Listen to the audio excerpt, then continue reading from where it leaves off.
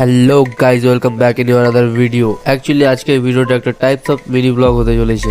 এদিকে আমি রেডি হয়ে পড়েছি একটা রিসেপশনে যাওয়ার জন্য। তবে রিসেপশনে গিয়ে ব্লগ করার থেকে খাওয়াটা বেশি গুরুত্বপূর্ণ মনে হয়। তো আর ফালতু কথা না বাড়িয়ে গাড়ির চাবিটা নিয়ে আমি বেরিয়ে পড়লাম। আর যেতে যেতে তোমাদের সাথে একটা কথা শেয়ার করি, সেটা হচ্ছে আমি এখন যা রিসেপশনে যাচ্ছি সে হচ্ছে আমার দাদা, আর দাদার যে নতুন বউ, আই মিন আমার যে বৌদি হতে চলেছে, সে কিন্তু কোনো কমাসম বৌদি না, সে একটা বড় মাপের সেলিব্রিটি। বৌদি ইউটিউবে 39.4K সাবস্ক্রাইবার আছে, আর তার চ্যানেলটা অ্যাকচুয়ালি ব্লগের ওপর ডিপেন্ড। আর হ্যাঁ, আমি এটা কোনো প্রমোশন করছি না, এটা জাস্ট আমার মনে হলো তাই আমি বললাম, তোমাদের সাথে শেয়ার করলাম। সো আর বেশি কথা না বাড়িয়ে ঝটপট খাওয়া দাওয়াটা সেরে ফেলি।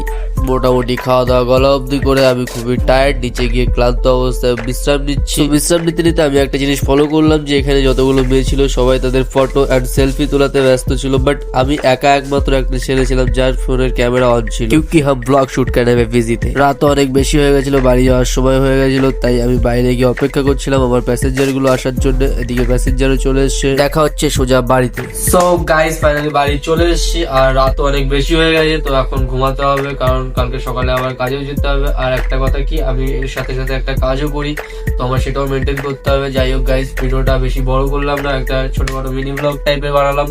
যদি ভালো লেগে থাকে তাহলে অবশ্যই একটা লাইক, সাবস্ক্রাইব অ্যান্ড কমেন্ট করতে একদমই ভুলবে না। আজকের মতো এখানেই শেষ করছি। ভালো থেকো, হাসতে থাকো আর দেখতে থাকো।